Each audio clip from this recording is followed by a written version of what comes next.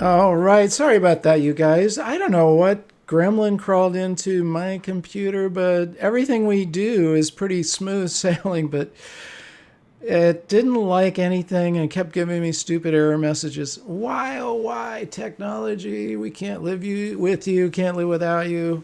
Certainly But can. here we are. We're back together again. So I wish I could see you guys. I was going to say it's good to see you, and I hope you're doing well and staying safe. And hello from around the world. It's good, always great to see you guys joining in here. And we've got some fun stuff for you, but let's go ahead and get this party started. So, you guys know who I am, right? I'm Marc Silber. Hey, will you be sure to subscribe and enable the bell so you don't miss any of our shows? And remember, this show is brought to you by our friends at Bay Photo Lab, and they've got some specials that you could check out here. 20% off on holiday cards. Any kind of holiday that you're celebrating coming up here, 20% off. We do holiday cards every year, and I get them through Bay Photo. It's just such a nice thing to do. You know, not an e-card, but a real card.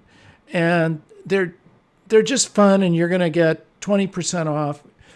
Put one of your best photos on there, make a cool message, send them off to your friends and family. You can get ornaments made, albums are 25% off, and you'll get 25% off on your first order. Okay, so there you have it. Okay, well, listen, Jared, I hope our screen sharing works here. I've got to do something kind of unusual. I've got to share it through here. Yeah, you guys were going to be doing some experimenting today to see what works. We got to work around our little computer glitches, but here we are. Jared, take it away. All right, so we got a little bit of some interesting community news. So Johnny Depp is going to be in a movie about photographer That's W. amazing. Eugene Smith. That's going to be coming out next year. Eugene Smith is, of course, pretty legendary photographer. He did a lot of World War II photography, specifically did like a dedicated series about American country doctors and nurse midwives. And specifically going with that country doctor, which was photographed for Life magazine. A lot of people consider that, the first extended editorial photo story. So he's a real pioneer Why don't that you I'm click sure on has that? inspired. Why don't you pull that video and let's just see Yes, yeah. 30 seconds of it or something.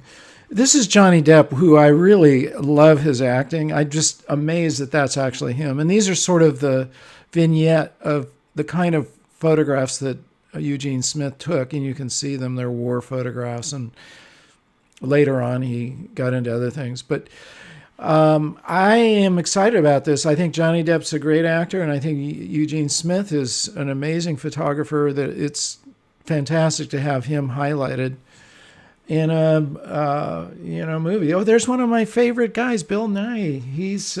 I love this guy. He Yeah. he was in Love It's just Actually. cool to see that we're gonna get to see a photographer big screen. I feel like there's not enough. There's so many amazing photographers out there. Why aren't there more movies for them? I That's the know. question.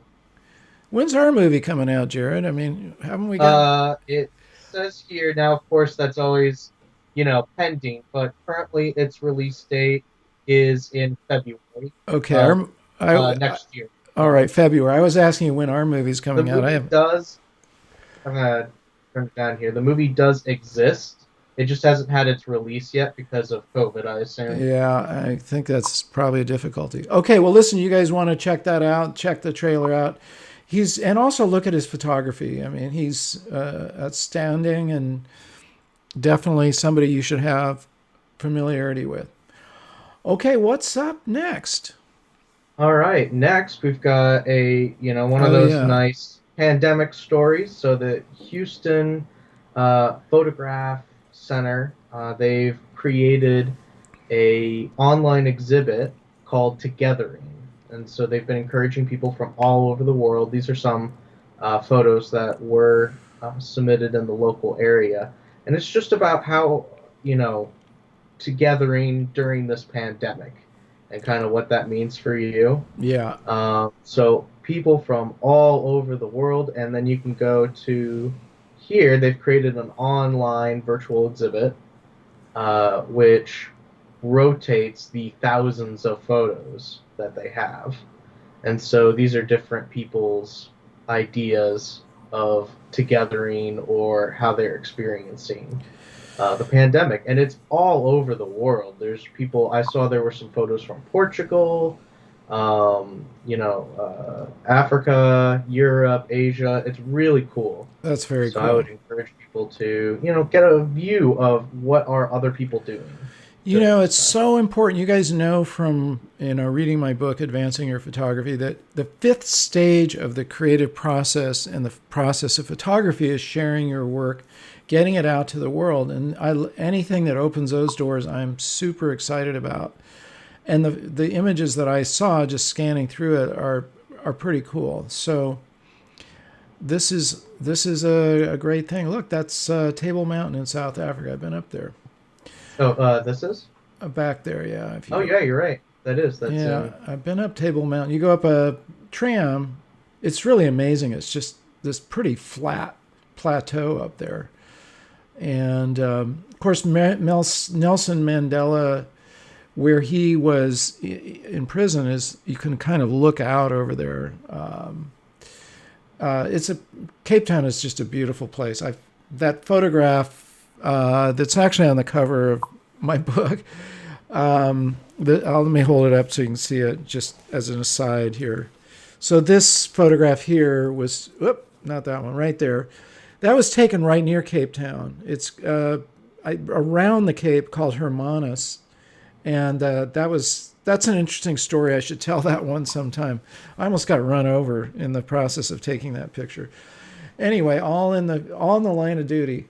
So cool. Well, you guys definitely check that out, and I hope to see more of these kinds of things springing up, just more Definitely. outlets for us. All right. Yes, we've got some really Oh, yeah, this is interesting really news. interesting.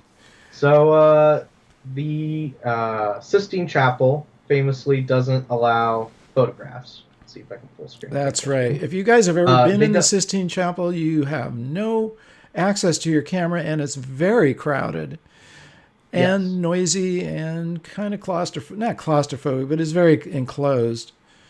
Yeah. And so they've now given permission to a company to create a very detailed 270,000 images used photo book. And I think the thing weighs Oh, it's got like to be, several pounds, yeah. all three volumes together, and it's going to cost $22,000. But these things are huge. I mean, they're trying to, as best they can, like one for one, recreating Amazing, huh? this art. I'm going to put that It's on my incredible. Amazon wish list. Maybe somebody will buy it for me this year. Yeah, it's but it's it's obviously not a consumer grade item. I think it's going to be in museums and libraries and that sort of thing. definitely. But for those of us who aren't going to be able to go over there, this would be a great opportunity to and honestly, even if you have been Even if there, you I have doubt that been. you've been able to see these paintings this close up in this detail. Yeah, because Michelangelo, I mean, he deserves to be really closely looked at. And the problem, again, if you're going through the Sistine Chapel, you're kind of in this big, massive group, and you can only see so much from looking up. And this gives you a I chance mean, to really identify these images. the scaffold they were using was 30 feet tall, I think I saw. Yeah, imagine how he was lying on his back doing these paintings. And he wasn't even like, that wasn't even a thing he did. He didn't paint ceilings. Right. It He had was to he figure wasn't it known out as a on his ceiling own. painter. Yeah, exactly. No, this So, is this is really cool, and I'd love to see this start a trend because again, it just gives us access to this art that would otherwise remain pretty much hidden, unless you go see it in person. and it is different when you look on a book as opposed to you're watching on a screen. We talk about that a lot, and I know a lot of people will think of it as being like, I don't know, tech phobic or something, but Yeah. there is a difference No, there because your definitely is. screen can only do so much. Your eye does a lot better when you're looking at it. Yeah. So, There you go, guys. all So right. if you want one, go ahead and buy one. And share it with us. Share it Maybe with we'll us. all pull together and we'll buy the AYP Club one. There you go. All right, what's up next?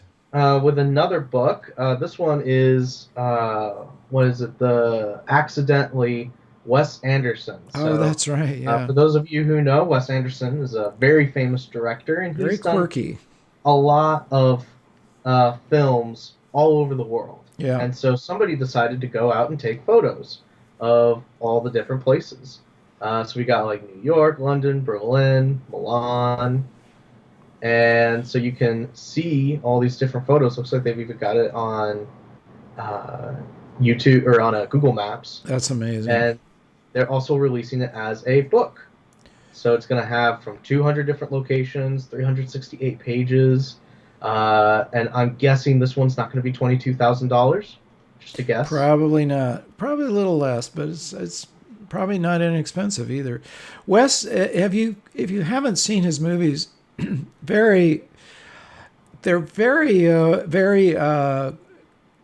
Visually striking. visually striking, but they're also really quirky. And they're you feel like you really get in it. The one that I'm most familiar with is the one in India, and I'm completely forgetting the name of it. It's about the hotel, and it's got Hotel Rwanda. no. I think it Or, was up there. If no. you go anyway, he tells really interesting stories with his video. I mean, with his film camera. And remember, cinematography goes back to photography. I mean, they call them the director of photography for a reason, because all the rules of composition and all the things that we do with a still camera, you do with a movie camera. And he does quite a job. It's visually striking for sure. All right. Yeah, and man, you can just see that there's such an interesting amount. So I would encourage you check out this website, the Accidentally Wes Anderson. Check that out. Really cool. By the way, I'll just say this. You know how I encourage you, and you'll hear everybody on our show pretty much encouraging you to make sure you're taking in art. And just remember, it's not just photographs. It's any art form, especially movies. I find them very inspiring. And if you look at them from a photographer's eye, you can learn a lot of things. And speaking of an amazing photographer, Steve McCurry, who, by the way, I have scheduled, and unfortunately, he had to unschedule because he had a book deal coming through, and his publisher from Italy flew in unexpectedly and changed our schedule, and we're still trying to get him on the show. He's really an amazing photographer, and this was his newest book. It's got 100 never before seen photographs that he's taken over the last 40 years. Amazing. Just look at how beautiful these images Yeah, are. Steve is just really a fantastic photographer. Back to those iceberg photos. There's like an we talked iceberg about. portrait. Yep. But just look how I love this amazing. one. They're I just love so it. stunning. Many photographers have been inspired by Steve McCurry, including Joey L., who actually studied with him. Did he? Yeah, he did. And Joey obviously developed his own style, but a lot of what he learned about lighting and composition was definitely from Steve. This is a good example. Let's hold this one up for a minute of the perambulators, I think those are, with the nurses. So you'll hear me talking about in my composition book, and one of the things I did was I studied all sorts of different photographers and artists. And this is an example of a pattern that's interrupted. So our eye really likes patterns. But what's even more intriguing and interesting is when you interrupt the pattern, and that's what's going on. You have the pattern of those vehicles. I don't know what to call them exactly. They're not perambulators. They're like carts, I think. And yeah, then they're kind of like carts or carriages or something. Yeah, anyway, and then you have the two nurses in white. I mean, it interrupts the pattern, and your eye goes right to them But it's just intriguing how that works. It's just a really effective compositional tool. Yeah, I mean, you can just see here that, just like look at that shadow and how Yeah. the light's reflecting off of it. It's just beautiful and such depth. So, looks like in Search of Elsewhere. That's the name of the book. It's coming out at the end of the month. I mean, I'm certainly thinking of picking it up. I Sure. actually don't own any photography books myself, but man, Start that your looks great. library. You know what, Jared? We should put links to these on our site so it's really easy for people to Yep, we'll find have them. them in the description. After the show, I try to add in all into the description. So if you're watching this in the Okay. playback, you should see them there. And it's, and we'll have links so that you can purchase these yourself. And if you use our links, then it also supports us at AYP. One of the other things, just hold this one up for a minute. Steve McCurry talks about using the dominant eye. This isn't exactly. At one point, he talks about put the dominant eye in the center of the frame, and it does something really interesting. This one isn't in the center of the frame, but it's really interesting how you can see the dominant eye. You can see that's his right eye, and it's really looking at you. And every one of us has a dominant eye. So it's an interesting compositional technique to pay attention to that eye. And you can see he's captured in such a way that you really feel that connection to this person. And he is the master for sure. Definitely. All All right, right. those are 3 books. Get them all. Yeah, get all of them, all three. All Can't 3. can't miss even the $22,000 There you one. go. All right, here's some interesting, and I think it gives a good lesson for all of us. So, 19-year-old builds booming business photographing TikTok stars. Now, I know a lot of us would probably scoff or even just ask, what's a TikTok star? Um, but for those who don't know, TikTok is a like video social media platform where it's like short, easily consumable videos. Yeah. And so what happened here is 19-year-old photographer Tati, she started contacting when TikTok had just started. She started contacting these young, a lot of the TikTok stars are young, and so she was contacting these different photographers or these different stars, and she was like, "Hey, I'd love to take your photo." I love the And caption on that so, one. Go back there, Jared. It yeah, says, where is that? Don't worry, it's fake. yeah, but it does make a really visually interesting photo, even if Uh it huh. is. It does. And so, she became their photographer and she took professional photos. And so, and this was what, so I was addicted to TikTok and I would sit and scroll for hours and hours. I saw potential in the talent and the e-boy scene, so boys online. These are good-looking boys that could have a career in modeling. Why aren't we taking advantage of this? So she just direct messaged them on Instagram and was like, "Hey, I'd love to take your photo." And now these people have started blowing up and becoming, quite famous. And she is their photographer now That's because amazing. she built that relationship on a young platform 19 years and old. it paid off. So now she has her own agent. She has her own business now. Well, a good object lesson here, guys. Just, we can look around for how we can get our work out and what niche we might want to fill. And sometimes, in this case, nobody else was doing it. Very smart of her to grab a hold of it. Yeah. So always be looking out and don't be quick to write off things because I think a lot of us would have probably just written off the idea of taking these people photograph, but now she's got her own business. And don't be afraid to reach out. I do that all the time Yeah. on Instagram. In fact, I think Corey Richards was yeah, that's how I Yep. actually That's how reached you. him That's how you reached him. was through Instagram. All right. So our next story. And people reach me on Instagram, by the way, and I appreciate it. Just like with YouTube, I try to answer everything that comes my way. So don't hesitate to send me a message whenever you want. Yeah. All right. Now Oh We yeah. have a little bit more serious Now we're story. getting into some controversy here. This is our serious story for the day. I picked mostly lighthearted stuff, Yeah. but so Magnum Photos, very famous, has announced that they are suspending their photographer David Allen Harvey for 1 year.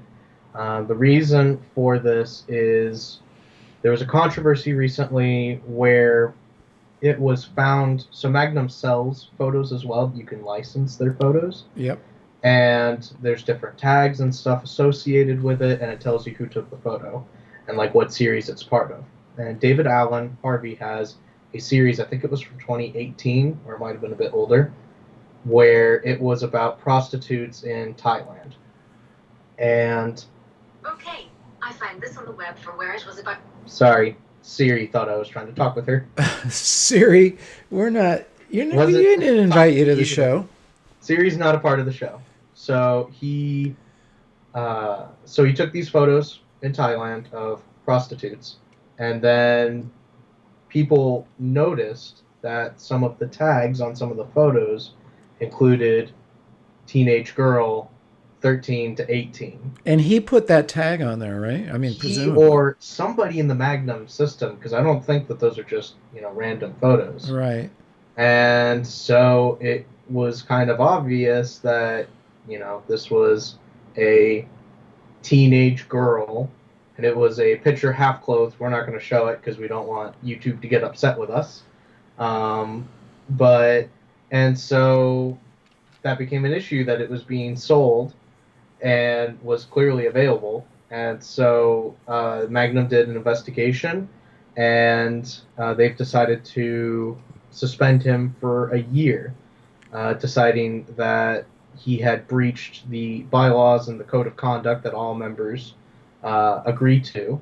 Now, we don't really know what those rules are. They don't release them. They keep that separate, so we don't know what rules specifically he's broken, but they have apparently decided that he has.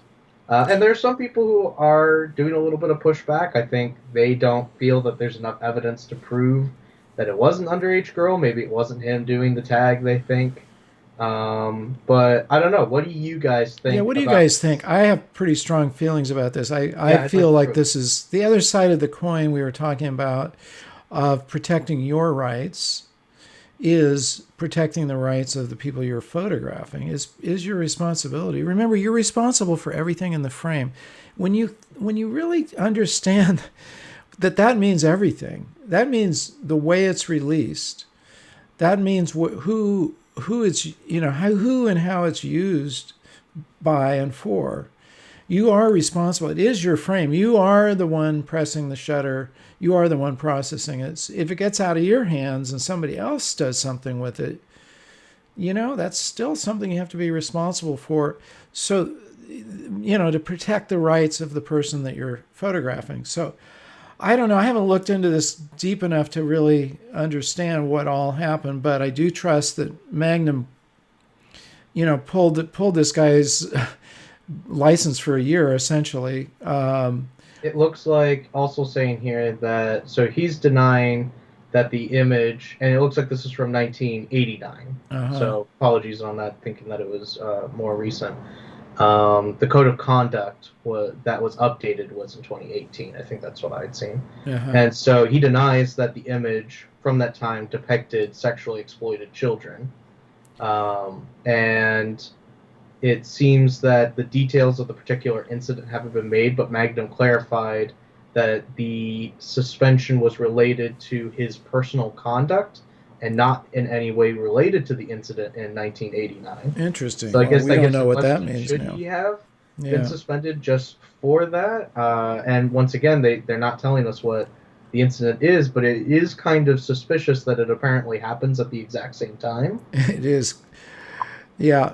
So yeah, it's just one of those things. What do you guys think? Apparently, when the suspension was announced, his profile was still active as of the publishing of this article, which was a couple days ago. His profile's been removed now from the Magnum website. So, I mean, it's an interesting situation, and it definitely goes to when you're a photojournalist, what's the ethics of taking these images? And I'd recommend taking a look at our Ed Kashi interview where he kind of addresses this exact same thing. Yeah, exactly. Because it's hard. It's hard. You never know exactly where the line is, and you have to be willing to own up if you do cross it. Yep.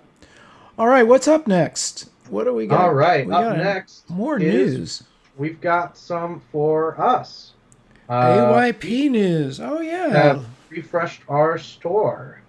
So you can check out, we've got a store page. I'll be linking to that below in the chat and in the description.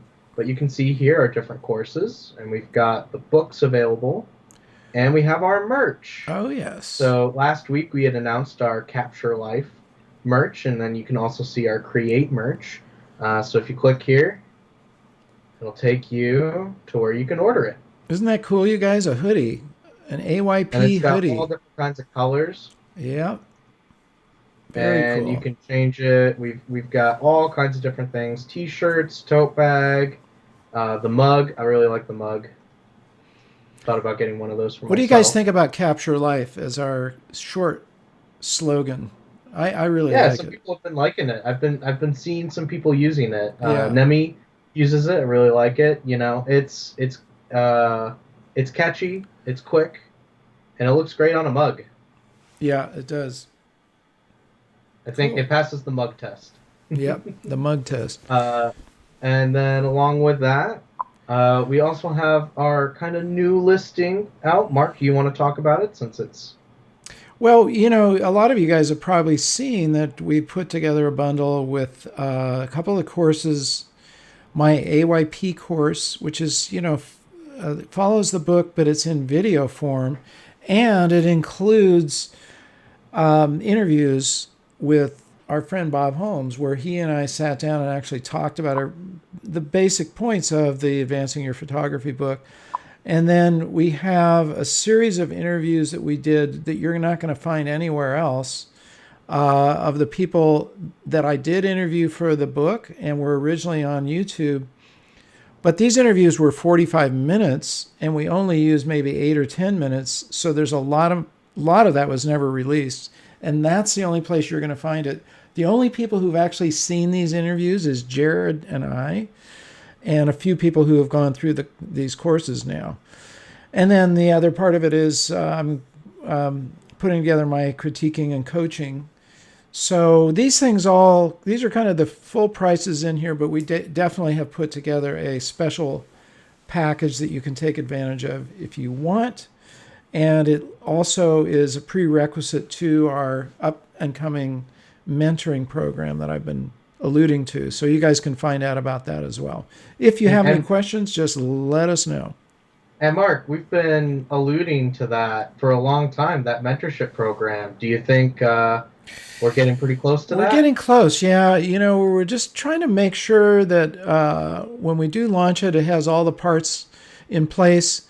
And we have another, I can't tell you what it is, but it's another surprise that we're going to unleash pretty soon as far as a really elevated experience for AYP members. And that is going to come up within the next couple of weeks. We'll definitely release it. We'll tell you guys all about it. I'm just going to leave you in a huge mystery, but keep your eyes open. We're super excited. It's the next big step for our community. Yeah, for our community in general. It's going to help take our community to the next level. So it is. We're excited. It's coming, and we're going to let you know as soon as it's ready. And as far as AYP news, tomorrow, make sure you guys tune in to our next episode of Critiquing. These have been incredibly popular. Last week, we had 2 sessions, one with me and then one with Dan. We're just going to do one this week, so pile in. Make sure you guys put your photos in there for Jared, tag them, and we will do as many as we can. We may do what we did last time where I just kept it going because there were so many photographs in there. I wanted to get around to all of them. And I think we did, right? Yeah, we got through almost every single photo that was in my bank. So, all right. All right. So what's next? Moving on. So we normally do an in memory, and there weren't any specific in memories to do this week, but there was a really interesting story I wanted to talk about. So this photographer in the UK, he found out about 3 years ago, I think it was, that his mother had been diagnosed with a really rare form of dementia, or a disease that causes dementia, Prick's disease. It's very rare and it's very aggressive. And so he had other projects that he was going to be working on, and he dropped them. And he started a project documenting taking care of his mother. They did it together. They agreed to do it because it's such a rare condition that there's not a lot of information about it, and there's not much documentation about it. And he was even eventually then given a grant from a society to document it. And he said that that grant allowed him to become the long-term carer for his mother. Mm-hmm. And she passed away in October, which meant he had to deal with how do you do this during a pandemic, trying Right. to take care of somebody who is older, compromised immune system and such. How do you do that? And so he chronicles a lot of that journey. He talks about how so often there were things that would happen, and it's like, this wasn't in the instruction booklet. I guess we're making the instruction booklet. They're making it. And so now that he's done with that, he is taking his writings, his journaling, and his photography, and he's turning it into educational material that can be used by families who have members that get a diagnosis for Prick's disease, and they'll have something that can help them answer some of their questions. What's interesting, and Jared and I were talking about this, is that Annie Leibovitz, if you look at her, she has several big books out, and one of them, she takes her camera with her everywhere, and she's documented her parents through every stage of their life, including their death, and it's pretty powerful. It's something that most of us wouldn't necessarily think of or feel comfortable doing, but she's so dedicated to her craft that she just, in the moment was photographing, just like this fellow is here with his mom. So it's just also another idea of the stories that you can find all around. You don't have to go far. I mean, this was his own mom in his own village. So don't overlook sometimes the things that could be the most powerful are right in front of us. And things that can help other people too. Yeah. The work that they've done is going to help people. Yeah. And that's really important. It shows how important photography can be, because these people that are going to be experiencing this are going to feel really alone and isolated, and reading something in a book feels so different than seeing the photos. Yeah. And I think that it'll be a big comfort for them to know that other people have walked in their shoes and that they're not alone on this path. So okay, well, let's see what else we got, Jared. we got fun stuff. We've got 3 stories of something a little bit more fun. Here is, I am so excited about this. So in some select stores in Japan, Sony is giving away tiny cameras and lenses with their purchases. I'm pretty sure that these are like non-functional, but they are just adorable. I have one of those. I don't have that one, but I have. Whoops. Sorry, I just dropped it. Anyway, I'll find it later. I have a little tiny Polaroid camera, plastic, of course. Yeah. But these are adorable. That's and they're cute. quite detailed, it looks like, too. Yeah. So they really are. If you happen to be in Japan, feel free to pick up one of these. They look adorable, though, so I could not put this in it. Look, it's just a little tiny. I hope it comes with that stand, because that stand looks really cool, too. Yeah. All right. What else we got in there? And then we've also got a story of, as Phil DeFranco, the YouTuber, says, "Don't be stupid, stupid." News. So in the UK, they have pretty strict laws on quarantine. As some of you know, some of you live in the UK, and so this photographer, who does I think fashion events and wedding photography, she flew from Manchester to the Isle of Jersey, and then she came back, and she was legally obligated to remain in quarantine until she had a second negative test. And she didn't.